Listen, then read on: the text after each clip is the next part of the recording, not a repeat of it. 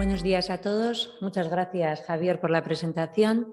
También al máster de la Universidad de Deusto y codirigido también por Administración Marítima del Gobierno Vasco, no solo por la invitación a este foro marítimo y la posibilidad que me dan de exponer lo que es el transporte marítimo de corta distancia, sino también todo el apoyo recibido por ellos en la celebración del centenario de la efeméride de la Asociación de Consignatarios, que, como bien decía Javier, este año celebra su centenario, lo celebró el 30 de enero, pero lo estamos celebrando durante todo el año con diferentes jornadas a las que les invito porque creo que hemos hecho un programa muy interesante.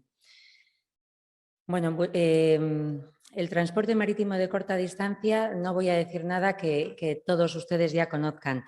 Transporte de corta distancia o short sea shipping existe desde que existe la navegación.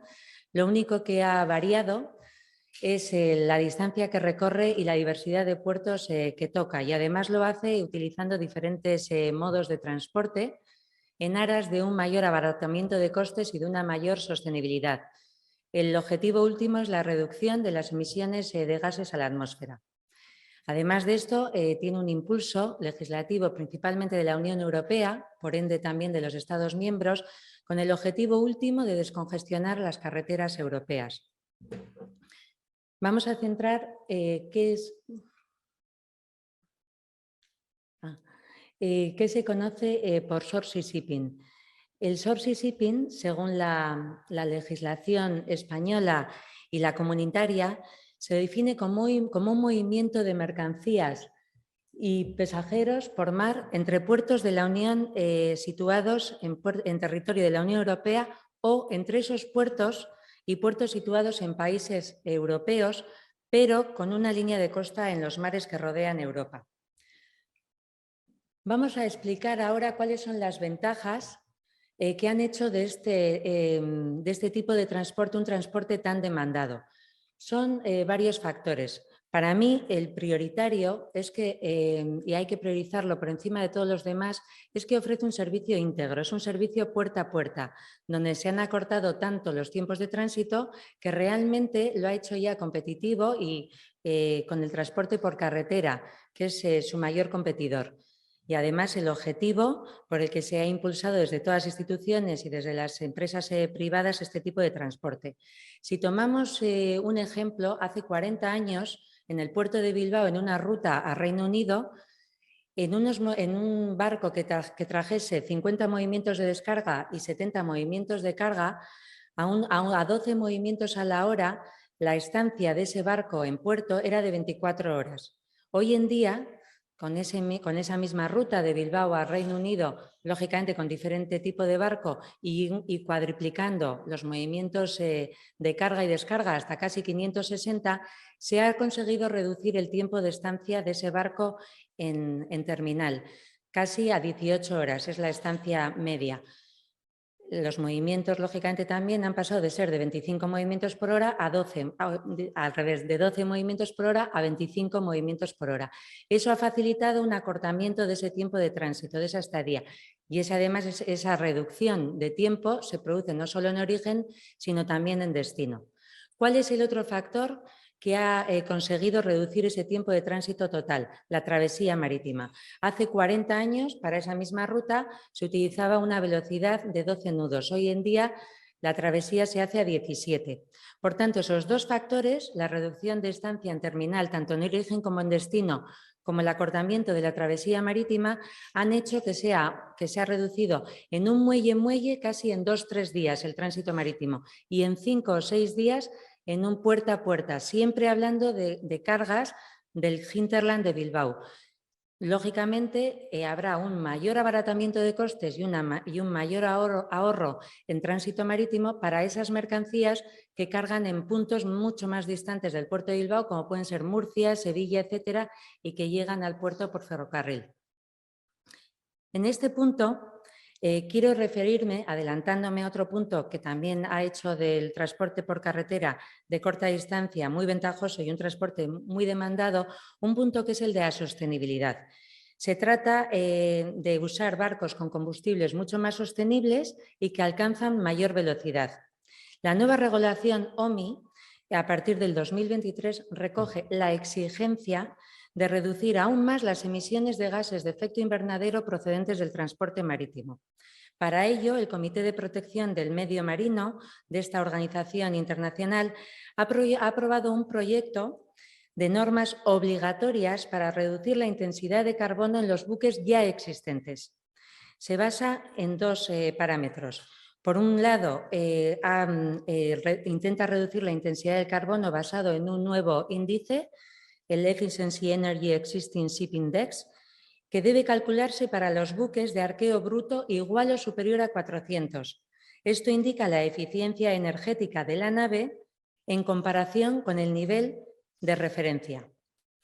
Y por otro lado, otro de los factores es el requisito de reducción del carbono, de la intensidad del carbono operacional, basado también de nuevo en un nuevo factor o un nuevo índice de medición que es el Carbon Intensity Index, que aplicaría a los buques de arqueo bruto igual o superior a 5.000 para determinar su indicador operacional anual de intensidad de carbono. El CEI determina, en este caso, el factor de reducción anual para garantizar la mejora continua de la intensidad de carbono operacional del buque dentro de un nivel de clasificación concreto. Se requerirá que este se documente y se verifique. Me refiero al CEI operacional anual, obtenido respecto al CEI prescrito. Esto permitirá determinar la clasificación de la intensidad del carbono operacional. Esta clasificación daría una escala entre A y E, donde A sería un rendimiento muy superior y donde E sería un rendimiento muy inferior. El nivel de rendimiento se tiene que registrar en el plan de gestión de la eficiencia energética del buque. Los buques clasificados en el rango D durante 3 años tienen además la obligación de presentar unas medidas correctivas para poder ser clasificados y poder en otro rango y poder así alcanzar la intensidad de carbono operacional prescrito. Por otro lado, para los buques que han sido clasificados como A o B, se incita a las autoridades portuarias y a las organizaciones pertinentes, administraciones pertinentes, a incentivar a este tipo de buques. El doble enfoque de estas medidas tiene como objeto abordar tanto las medidas técnicas, la forma en que el buque opera, que se adapta y se equipa, como las medidas operativas, la forma en la que el buque opera. En algunos casos, por la antigüedad de los buques, esta adaptación a esta nueva regulación no es posible. Para ello, para poder salvar estas restricciones que tienen estos buques antiguos, se han dado dos tipos de soluciones. Por un lado sería volver a la velocidad de 10 nudos, con lo cual estamos quitando eficiencia a ese transporte marítimo, y por otro, otra de las posibilidades sería reducir el tonelaje de carga que se hace de esos buques. Casi a más o menos la reducción estaríamos hablando de unas 2.000 toneladas menos. Lógicamente, para la adaptación de buques tiene un altísimo coste. Hay otro tipo de medida, que sería la implementación de los scrubbers o depuradores de gas. Claro, no todos los armadores ni todos los buques pueden permitirse la implementación porque tiene un altísimo coste. Pero sí que es verdad que para buques muy grandes, buques de gran tonelaje, que solo representan el 6% del tráfico marítimo mundial, pero sin embargo representan el 30% del consumo de combustible mundial, con lo cual es casi necesario esa adaptación. Es verdad que al ser buques grandes, de grandes armadores, tienen más fácil la implementación de estos adaptadores. Y esto se tiene que hacer porque el coste estructural, o sea, el consumo de combustible es un coste estructural tan importante que casi se ven obligados a ello. Por otro lado, comentábamos dentro del servicio puerta a puerta como ventaja, comentábamos también el impulso de las administraciones públicas a este tipo de transporte. Y es verdad que la Unión Europea lo ha hecho de manera efectiva y además ha sido muy claro frente a las restricciones que, por otro lado, le está imponiendo desde hace ya muchos años al transporte por carretera, que es con quien compite y en ese objetivo que comentábamos al principio de intentar descongestionar las carreteras europeas. Por eso, con una marcada voluntad política, surgen, entre otros programas y regulación de la Unión Europea, el Programa de Trabajo Marco Polo, aprobado por la Comisión en el 2011, el Libro Blanco del Transporte también del 2011 o la Declaración de Atenas del 2014. En España, en el 2016, se celebra la European Sourcing Conference, donde sí se establece o se concluye que hay que, y para impulsar el transporte marítimo, hay que definir unas ayudas, unas subvenciones, unos incentivos que favorezcan el trasvase de esa carga de la carretera al barco. Para ello se concluye también que se tiene que hacer adaptándose a las singularidades geográficas de cada área, no interfiriendo en el principio de competitividad y además respetando esa sostenibilidad a medio y largo plazo.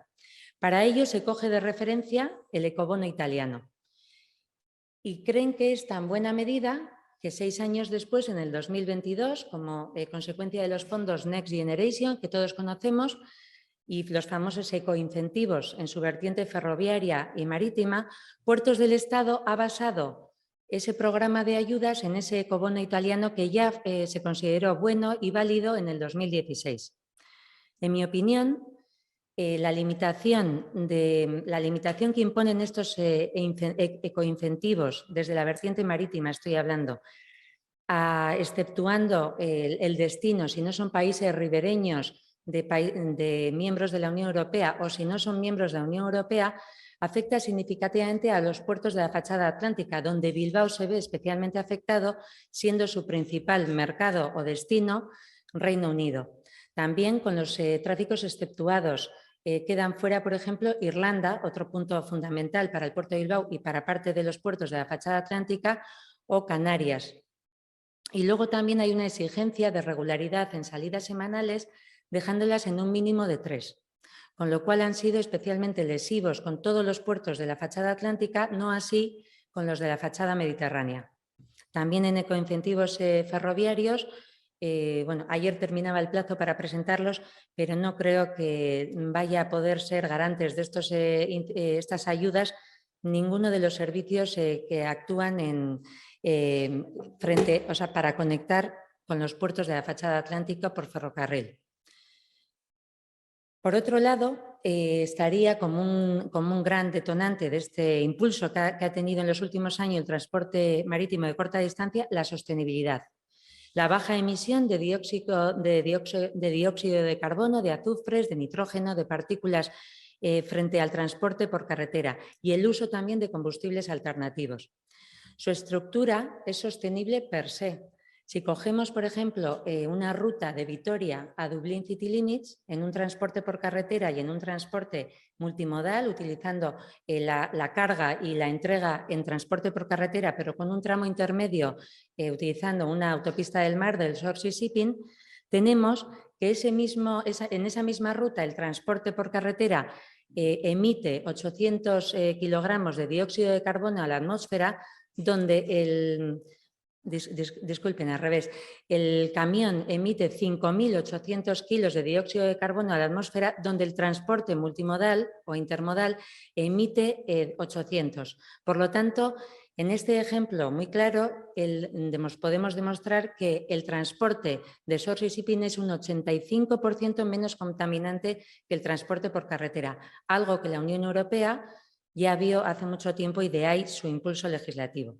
Las principales líneas marítimas lo tienen clarísimo. Es un tema estructural, todos queremos ser mucho más verdes, pero también es un tema comercial. Quien no se suba a este carro de la sostenibilidad se va a quedar atrás. Para ello hay grandes líneas marítimas. CMA, por ejemplo, fue la primera en no utilizar la ruta del Ártico. Todas las grandes líneas tienen en cartera la construcción de buques que usan combustibles mucho más sostenibles.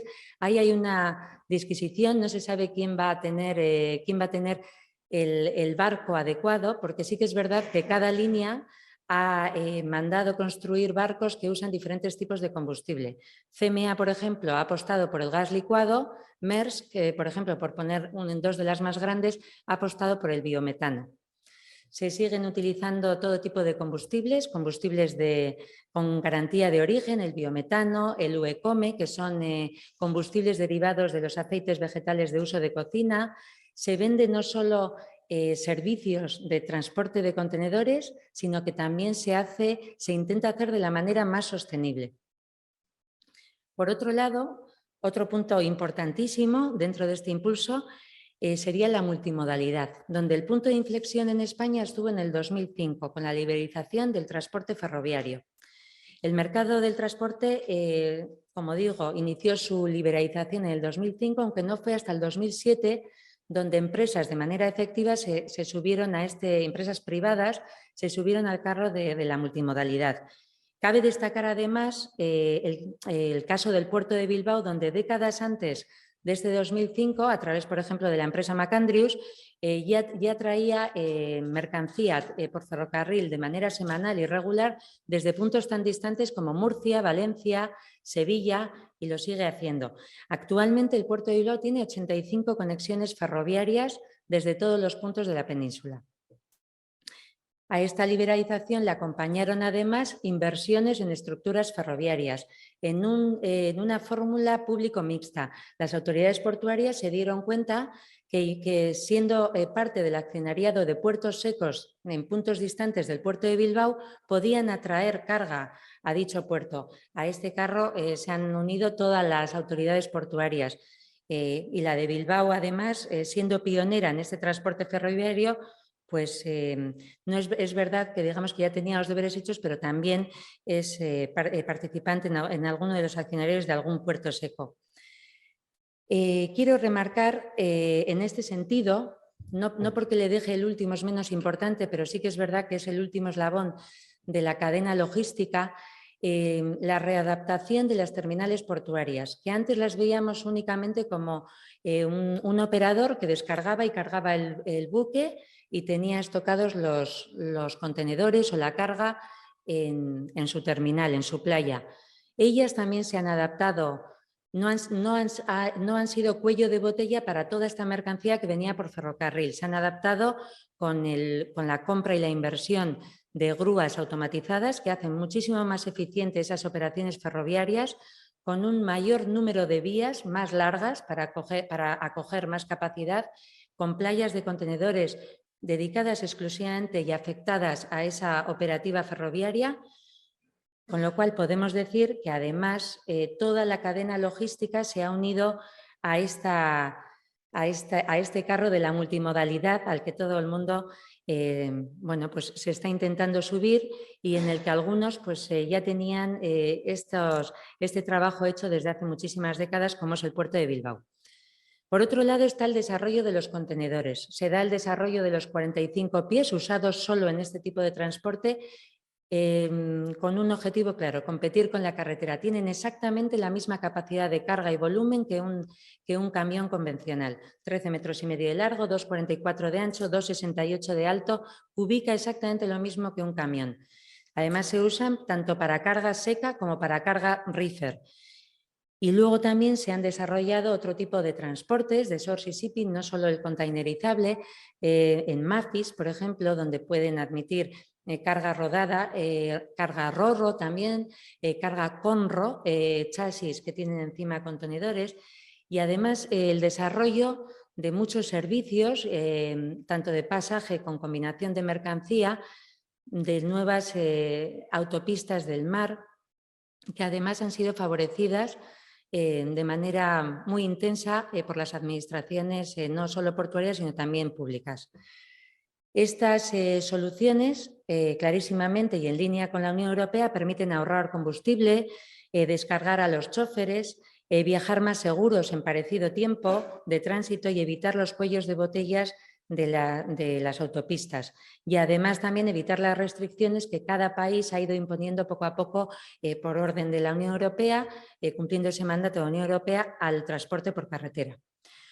Y por último, en estos elementos que le dan valor a este transporte estaría el desarrollo de los servicios de valor añadido. No hay un puerto ahora mismo que no tenga alrededor una cadena logística con almacenes, incluso con implementación industrial, con la misma producción muy cerca del barco. Estos almacenes logísticos dan un servicio ad hoc, son servicios hechos a la medida del cliente, son capaces de manipular todo tipo de mercancías, desde siderúrgicos, bobinas de papel, mercancía peligrosa, mercancía refrigerada o congelada, tienen instalaciones muy modernas, muchas veces están conectados los sistemas del cliente con los sistemas del almacén, con lo cual desde el propio almacén incluso crean los pedidos que va a necesitar o que quiere embarcar o priorizar ese cliente. Y luego también no nos podemos olvidar de que muchos de esos almacenes además incluyen los depósitos de contenedores vacíos, que es muy importante para la cadena logística, incluyendo el servicio de reparación y de mantenimiento. Bueno, estos son un poco los puntos explicados que yo creo que han impulsado el Source Shipping. ¿Qué ha podido favorecer o impulsar de manera general? Serían muchísimos los que podríamos destacar, sería una larga lista. Yo he hecho un pequeño resumen de los que a mí me han parecido más importantes en línea con lo ya explicado anteriormente. Por un lado sería el impulso institucional a nivel europeo, con las restricciones al transporte de carretera ya mentadas, el desarrollo de la cadena logística, el desarrollo ferroviario, los servicios de valor añadido, etcétera, unos objetivos de sostenibilidad tanto privados como públicos, una fiabilidad y regularidad en esos servicios. Son servicios que tienen, que no son spot, son con días fijos de salida y días fijos de llegada, con un tiempo de tránsito que en circunstancias normales se cumple siempre con el previsto, y una reducción de costes, de distancias y de tiempo, frente a la fluctuación que en este caso sí sufre el transporte por carretera.